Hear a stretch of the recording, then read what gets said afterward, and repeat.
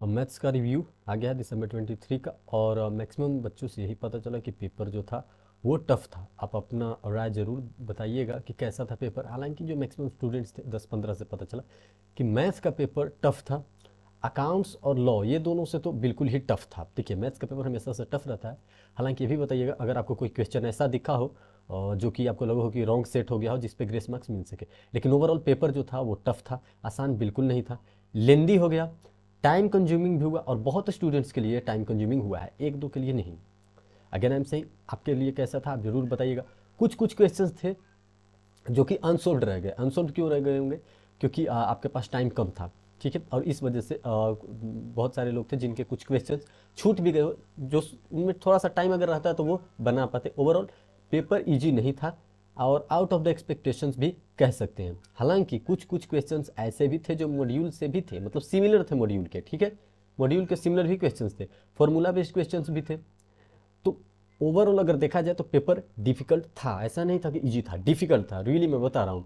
और बात रही अगर ग्रेस मार्क्स की, तो देखिए ग्रेस तभी आपको दिया जाता है जब आपको आप ये कंफर्म हो कि आईसीआई जो है वो रॉन्ग पेपर सेट की है। अगर रॉन्ग पेपर एक भी क्वेश्चन अगर रॉन्ग है, मतलब अलग तरीके से सेट हो या उसका कुछ मतलब नहीं निकल रहा हो, तो आपके चांसेस बढ़ जाते हैं ग्रेस लेने के, ठीक है। तो आप एग्जाम दिए तो आपको पता होगा। हालांकि जैसे मुझे पता चला तो वो लोग अभी उतना अभी तुरंत रिस्पॉन्स नहीं कर पा रहे कि हाँ कौन सा क्वेश्चन था। हालांकि अनयूजुअल क्वेश्चन वो लोग भी देखे। बताइएगा कौन सा डिफिकल्ट था? क्या कैलकुलस वाला प्रोपोर्शन डिफिकल्ट था, सीक्वेंस सीरीज वाला, परमुटेशन कॉम्बिनेशन, सेट सीक्वेंस, या फिर टाइम वैल्यू ऑफ मनी? देखिए टाइम वैल्यू ऑफ मनी में भी ये रिव्यू आया कि ठीक ठाक था, लेकिन कुछ कुछ इसमें भी ऐसे ऐसे क्वेश्चन थे जो डिफिकल्ट थे और टाइम कंज्यूमिंग क्वेश्चन जो था वो था। लॉजिकल रीजनिंग में भी वैसे क्वेश्चन थे, स्टैट्स में भी वैसे क्वेश्चन जो कि सोल्व करने में थोड़े से डिफिकल्ट थे। तो ओवरऑल मैथ्स का जो रिव्यू है यही है कि डिफिकल्ट पेपर था। रियली मैं बता रहा हूँ, मेजोरिटी स्टूडेंट्स के बिहाफ पे डिफिकल्ट पेपर था। अब डिफिकल्ट पेपर इन सेंस अब बताइएगा इतना जरूर कि आपने कितना अटेम्प्ट किया। आपने 40 के एबव किए या फिर 50 एबव किए हैं, तो ये चीज़ जरूर मेंशन कीजिएगा कि कितना आपने एबव किया। या हो सकता है बहुत सारे बच्चे ऐसे भी होंगे जो 60 तक गए। तो मैं मान के चलता हूँ मेजियोरिटी में बात करूँ वो 50 तक गए हैं, सही बता रहा हूँ। जैसे 15 लोगों में अगर 13 लोग आपको ये बोल दे कि 50 से एबव मैं नहीं सोल्व कर पाया, तो आप समझ सकते हो कि मेजोरिटी ऑफ स्टूडेंट्स की भी यही हाल होने वाली है।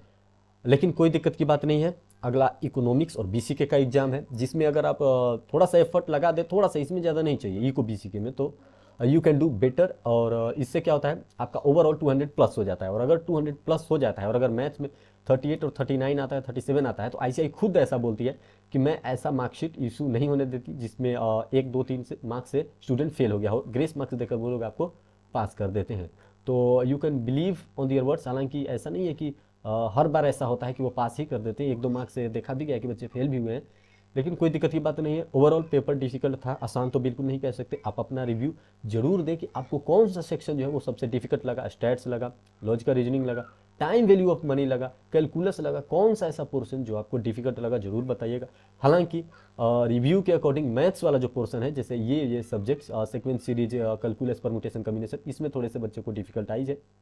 लॉजिकल रीजनिंग आप कह सकते हैं कि हाँ सोल्व तो कुछ हो ही गया था, ऐसा नहीं था कि पूरा ही नहीं सोल्व होगा, कुछ कुछ हो पा रहा था। स्टैट्स में भी ठीक ठाक क्वेश्चन कुछ कुछ था, लेकिन टफ पेपर था, ठीक है। अब हम स्टार्ट करेंगे आगे, हम एमसीक्यू और इको का क्विक रिवीजन कर लेंगे और आज ही, ठीक है, और लाइव करेंगे। तो उसके लिए आप जुड़ सकते हैं, कोई दिक्कत की बात नहीं। आप अपना रिव्यू जरूर दीजिएगा कि ओवरऑल आपको पेपर कैसा लगा था।